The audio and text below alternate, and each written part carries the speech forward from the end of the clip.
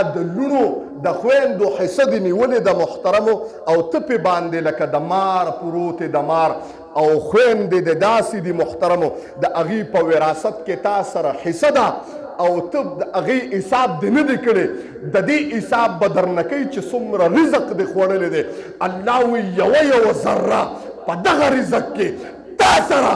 د لور خور حصه ده او حرامه دې خوړلې ده محترم حرامه دې خوړلې ده دې ته دې سوچ کړی دی په وراثت کې ته د لور خور په حصې باندې پروت او په حرامو باندې پروت زما د رب په ذات باندې قسم ستا پرورش په حرامو باندې شوی دی ټوله غذا درته په حرامو د محترمو ستا اعمال به د کوم ځای نه قبول شي محترمو لا ښه د بعد پکې جذبه پیدا شي مخکې مې په وراثت باندې بیان وکړ د پلازه کې دغلته یو کس دونه چیټې راپسې وړه مې څه دي لکه څه دغه کې څه دستخط لیکي ما ته نه قاري صاحب تا په وراثت بیان وکړ پلار سره کېناستم ما وی پلاره زما د خویندو حصه ما ته ویلې ونی ما وی اوس ایله روغ شومه اوس ایله روغ شومه دستخط مې ترې واخیستې دارالعلوم حقانیې ته لاړم هغې راله وراثت ولیکه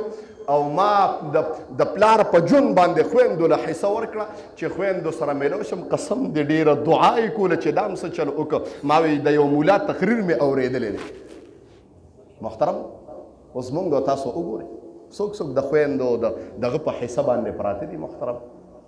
څوک د لور په حصه باندې پروت دی او د خویندو په حصه باندې زه وایم په حرامو دې ګېډه اچولې ده قرآن کې الله فرمایي حرام داسې دي لا یأکلون فی بطونهم الا النار قرآن وایم قرآن محترمو په قرآن خو په یو زبر چې څوک منکر شي نو ایمان ته لاړه ښځه پې طلاقه ده قرآن وایم الله وی لا یأکلون فی بطونهم الا النار الله یو حرام ګیډې ته اچول لکه سړی چې د جهنم اور ګیډې ته اچوي محترمو واچوي اورونه د لور خور حق واچوه ګیډې ته واچوه محترمو الله وی لاندې به نه راکوزېږي ښکته به لږ نه راکوزېږي یو دوه ګده چې لاندې دې راکوز کړم او ځان ته دې بربنډ کړم نو د سره به ګورم منځ کې رانه خبره پاتې کېږي هغه یو بزرګ په لار تېرېده بیت المقدس په غرونو کې دا خبره بیا ماته رایاده چې کومه مې وي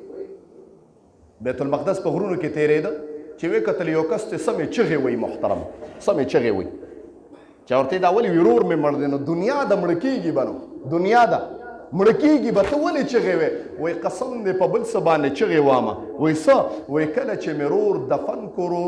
دفن مې که خلک ترېنه لاړو زما خرورو سر ته لږ ساعت ناست وم چې خلک لاړه ډېر مې ورته وجړل دغه یو ورور مې چې د قبر نه را روان شوم د ادیرې نه خیال مې کو ما وی خدایه زه خو د دې ورور ومه نو دفن مې که خدایه چې زما د دفن کېدو به څوکي که نه ما به څوک ولامبوي او که نه خدایه لامبل به راته نصیب شي که نه خدایه کفن به راته نصیب شي که نه خدایه قبر به راته نصیب شي که داسې به غرق شم په ډېر مړي او لاشونه تاسو وګورئ چوری چوری چې ټرک پې باندې وخیږي محترم او بیا په شاپرو کې راغونډئ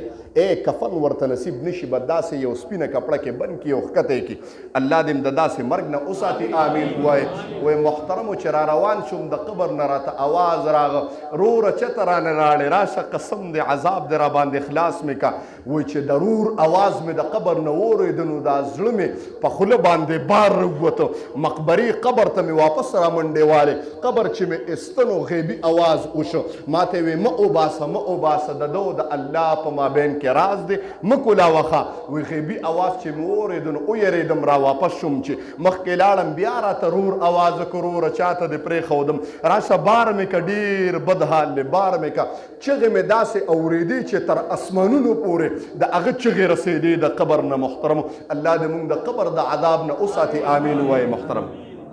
بیا ورلم بیا مې قبر ایسته غیبي اواز وکړ مه کوه دا ستا دپاره ښه ویرېدم بیا خو په درېیم کرت چې مې ناشنا چغې واورېدې په ځان پوه نه شوم ورور مې بیا چې سو پوهېدم قبر مې ایستی او خپل ورور مې په قبر کې په داسې حال کې ولیدو چې په دې خوله کې او په دې سپېمو کې او تمام جسم نه د اور زنځیران تو شوي دي او داسې اجدهاګانې تورې د ده د خولې او د دغه په سورو باندې ننوځي د خولې او د دې پوزې په سورو باندې ننوځي او لوی بنګار دی او د اور یو عجیبه تپ دی په ځان پوه نه شم چې لاس مې سو ورښکته کو زنځیرانو ته د هغې تپ زما لاسونه تر دې ځای پورې کټ کړی وي د هغې نه چغې وام درد دی د هغې نه چغې وام درد دی محترم. الله دې مونږ بیا ووایي د قبر د عذاب نه وساتي. آمین ووایي. محترم ډېره سخته مرحله د قسم دی قبري ډېره سخته زندګي ده سخته زندګي ده محترم. الله دې مونږ د قبري زندګۍ د خطرناکې زندګۍ نه وساتي. آمین ووایي. او الله دې زمونږ قبر د جنت د باغچو نه باغچه وګرځي. آمین ووایي. ذوق سره نیک اعمال کوي محترمو. وایي ما ورته وی وایه دا څه اعمال د داسې کول چې دا عذاب ورته میلاویږي. توجه شته؟ ما ته وی 3 ګناهونه د ده په دنیا کې ډېر خطرناک ووایم که بند کړم؟ توجه شته؟ کوم 3 ګناهونه دي چې انسان ته الله ښیي چې عذابیږي پې مړی؟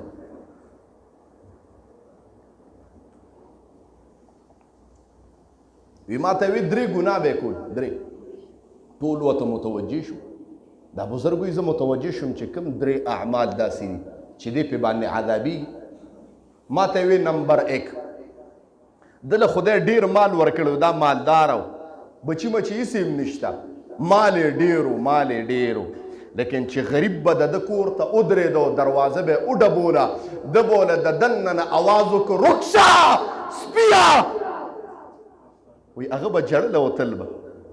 غریبانان به بېعزته کول او رټل به مال خدای ډېر ورکړی یو یې دا ګناه ما به ورته وروریه مه کوه دا شی مه کوه غریبانو ته د خدای مخلوق ته سپک مه ګوره قسم دی. ما ته وی ته نه پوهېږې دا ټول سوالګري دا ټول د دې کسب دی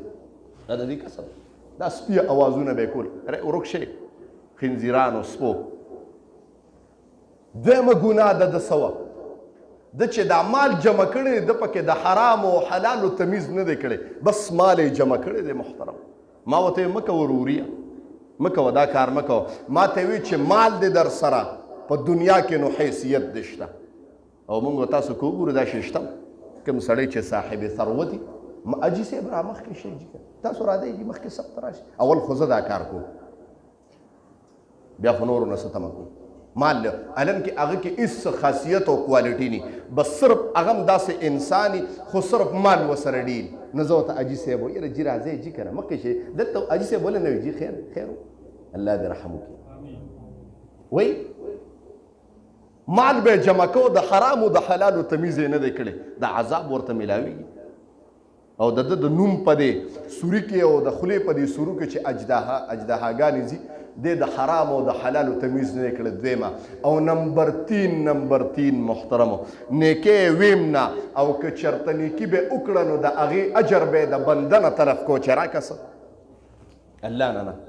په دغه 3 ګناهونو باندې دی عذابیږي محترمو. وګوره مونږ تاسو اعمال شته نه محترمو زمونږ او که ام نو د هغې اجر د الله وي زه به تاله یو نیکي په 100 په 100 په 200 او بې حسابه هله در کوم چې نیکي وکړې او ما رب نه غواړې چې خدایه ته ذات او د خپل ذات موافق او د شان موافق به راکې او قسم د خدای په ذات ته منبر رسول د محمد رسول الله د ګدۍ نه درته لګیم چې په خدای دې څنګه عقیده وساتله زما خپله زندګي درته وایم داسې وخت محترمو چې اوله ثانیه کې ومه ما باندې ډېره د غربت زندګي و داسې د غربت زندګي وه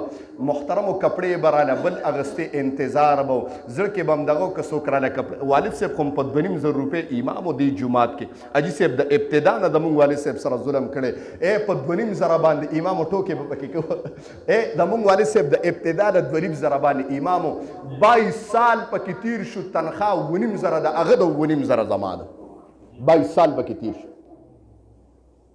څونه وخت تیر شو اواز را نه لري 22 سال خو عقیدم په دې نه ده ساتلې محترمو عقیدم په دې نه ده ساتلې د الله ته م ځان وقف کړی دی غربت واله سایکل لاله چا اغستې او موټر سایکل لاله بیا چا واغسته محترمو داسې غربت چې نرشک ته به شابازګړۍ ته به په سایکل باندې تلم د شپې او بیا به مې چې به ډېر پیسې کتابونه به نو محترمو نو قسم د سنټرۍ واله سره مې کار کو 4 کاله مې سنټرۍ والا ډېر غربت والا او عقیده مې وه چې خدایه ته به راکې خو بېسیاره به راکې او داسې به راکې چې خلک ووایي چې زموږ امام مالداره دی الحمدلله په اډه کې ما پسې خلک ملنډې کوي دا وایي زموږ جومات امام چې دی لکپتي دی الحمدلله تاسو وګورئ تاسو ته به ښکاره نه شي چې فقیر غریب ښکاره کېږي 2,500 تنخواه مې د ظاهري مې هېڅ قسم سبب نشته شاهي زندګي تېروم